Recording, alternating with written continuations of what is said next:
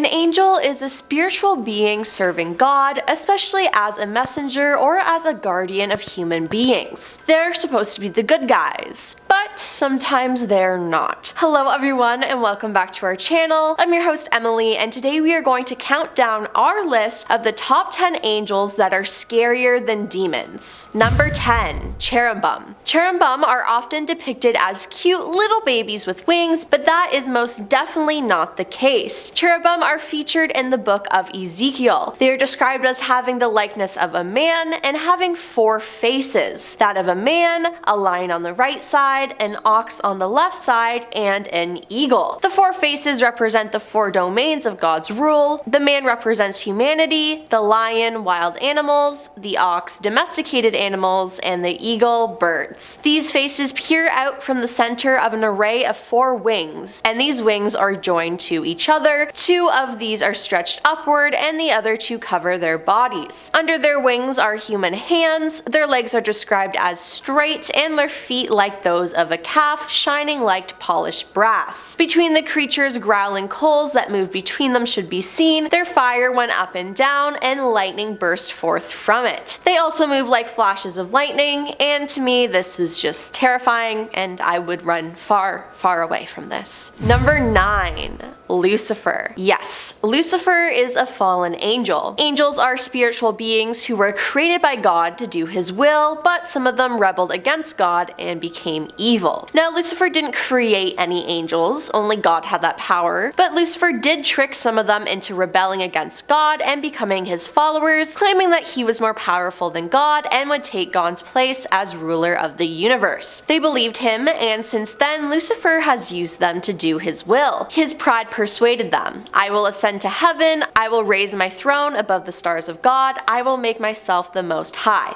Isaiah 14. Lucifer also sends the worst people up to earth to wreak havoc and terrorize everyone, as well as tries to tempt non-sinners to the dark side. So overall, not a great dude. Number 8. Kushiel. In Judeo-Christian folklore, the angel Kushiel is nicknamed the Angel of Punishment, and the name directly translates to God's Rigid One. He is the one who is responsible for punishing massive groups of people, like countries or empires. He punishes them with a giant whip of fire, which just sounds terrifying. Each lashing brought on by the whip represents a collective sin committed by a large group of people. An example of this is war crimes. Now, these lashes are rumored to be felt by the souls of every single person who's responsible for that sin. Seems like no one will get let off the hook. This angel is also responsible for punishing people who are condemned to an eternity in hell. Number 7. Trumpeting Angels. The Trumpeting Angels are 7 angels each with a trumpet, and when they are sounded one at a time, it cues apocalyptic events. Upon the sound of the first trumpet, hail and fire mingled with blood is thrown to earth, burning up a third of the trees on the planet and all green grass. With the sounding of the second trumpet, something described as a great mountain burning with fire plunges into the sea and turns a third of the oceans to blood. Nice. Soon after, a third of all sea life and a third of all ships will be destroyed. With the sounding of the third trumpet, a great star called Wormwood falls to earth, poisoning a third of the planet's fresh water sources, such as rivers and springs. And it's said that many will die from the bitterness of its taste. Following the sounding of the fourth trumpet, a third of the light that shines from the sun, moon, and stars becomes dark from the celestial bodies being struck. The fifth trumpet prompts a personified star to fall from heaven. The star is given the key to the bottomless pit. After opening it, the smoke that rises out of the pit darkens the air and blocks the sunlight. Then, from out of the smoke, the lotuses, scorpion-tailed war horses that have a man's face with lion's teeth, are unleashed. They are commanded by their king, Abaddon, to torment anyone who does not have the seal of God on their forehead by using their scorpion-like tails. When the sixth trumpet sounds, 4 angels are released from their binds in the great river Euphrates. I hope I'm saying that right. They command a force of 200 million mounted troops whose horses exude plagues of fire, smoke, and brimstone from their mouths. The horses have a lion's head, and their tails as well are like a serpent with a head. The plagues exuding from the horses will kill a third of all mankind. And when the 7th trumpet sounds, loud voices in heaven will say, "The kingdom of the world has become the kingdom of our Lord and his Messiah, and he will reign forever and ever." So Yeah, I don't even know what to say to that. That just sounds absolutely terrifying. Number 6, Ophanim. Ophanim are a class of celestial beings who are very wise, known as the Angel of Knowledge. These angels never sleep as they guard the throne of God. In Christian angelology, they are one of the choirs, classes of angels, and are also called thrones. Now, what do they look like? Well, none other than 4 eye-covered wheels, each composed of 2 nested wheels. Flaming wheels in the sky, constantly spinning with hundreds of eyes covering it. It's a no for me. That just sounds absolutely horrifying. They're always watching and making sure that everything lines up with God's will. Now, what happens if they see something not so holy? You'd get punished. They are like a security camera running 24/7. I would not want to get on these beings' bad side. Number 5, Seraphim. Seraphim are flying serpents. Flying serpents as angels.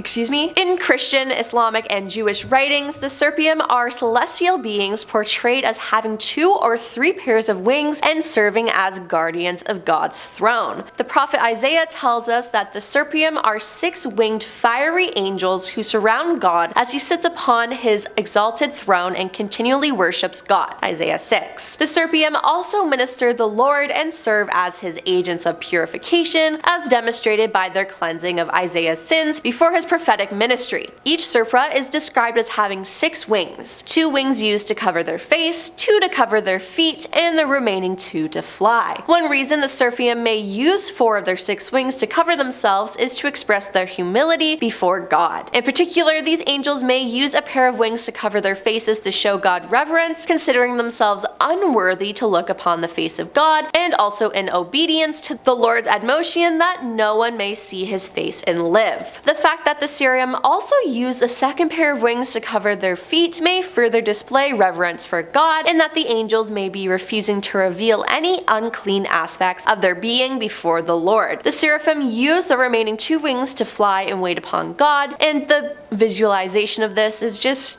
creepy. Number 4, Abaddon. Abaddon is described as Destroyer, the angel of the abyss. In the book of Revelation of the New Testament, Abaddon is described as the king of an army of locusts. You know, the scorpion-tailed war horses that have a man's face with lion's teeth that torments for 5 months anyone who does not have the seal of God on their foreheads. Those ones, the ones I mentioned before. Yeah, well, he's their king, so if you thought they were bad, watch out. It's also said during Judgment Day, he will gather the souls of the damned and carry them down to the place of God's final judgment. So that's great. Number 3, Samael. Samael is a figure who is the accuser or adversary, seducer, and destroyer. Although many of his functions resemble the Christian notion of Satan, the point of being sometimes identified as a fallen angel, as he is not necessarily evil, since his functions are also regarded as resulting in good, such as destroying sinners. He is considered to be a member of the heavenly host with often grim and destructive duties. One of Samael's greatest roles in Jewish lore is that he is the main angel of death and head of Satan's. Although he condones the sins of man, he remains one of God's servants. He appears frequently in the story of the Garden of Eden and engineered the fall of Adam and Eve with a snake in writings during the Second Temple period. He's known to seduce people into acts of evil, causing them to sin so he can destroy them. Kinda messed up, don't you think? There's also a story of him trying to kill an unborn baby, and as an angel, why would you even think about doing that? But that's a story for another time. Number 2, the Watchers. The Watchers are angels that were dispatched to Earth to watch over the humans. While down there, they taught humans secret knowledge, such as weaponry, cosmetics, mirrors, sorcery, and other techniques that would otherwise be discovered gradually over time by humans. So yeah, they taught humans about weapons, and that was a great idea. Now, watching over humans seems like an easy job, but like typical men, they began to lust for human women and started to procreate with them. The offspring of these unions are called the Nephilim, which are savage giants who were 1,000 feet tall, who pillaged the earth and endangered humanity. They also forced humans into slavery to produce more food, so that's nice. Now, due to all this, God eventually found out and allowed a great flood to rid the earth of the Nephilim, but first sent Uriel to warn Noah so as not to eradicate the human race. The Watchers messed up so bad that God needed a redo. Great job, guys. Truly. And coming in at number 1 is Azrael. Azrael is known as the Archangel of Death. This angel refuses to show its true form because just seeing him can drive demons and lower ranking angels to insanity. And if a human sees him, they will instantly die. If he does ever show you his true form though, you'll see that he's entirely covered in tongues and eyes. The amount of tongues and eyes are also constantly changing as they reflect how many people are alive on Earth. He also has 4 faces and 4,000 wings. He is one of God's oldest angels and is the embodiment of death itself, as he collects the souls of people who have passed away and takes them to the afterlife. Now, if I died and this greeted me, I think I'd die all over again. Both in Islam and Judaism, he is said to hold a scroll concerning the fate of mortals, recording and erasing their names at their birth and death respectively. Well, that's all for our list of the top 10 angels that are scarier than demons. Some of these are definitely terrifying, and I'd honestly just like to believe that angels are humans with wings and do good. Which angel on this list are you the most scared of? Comment down below, and I'll see you next time. Peace.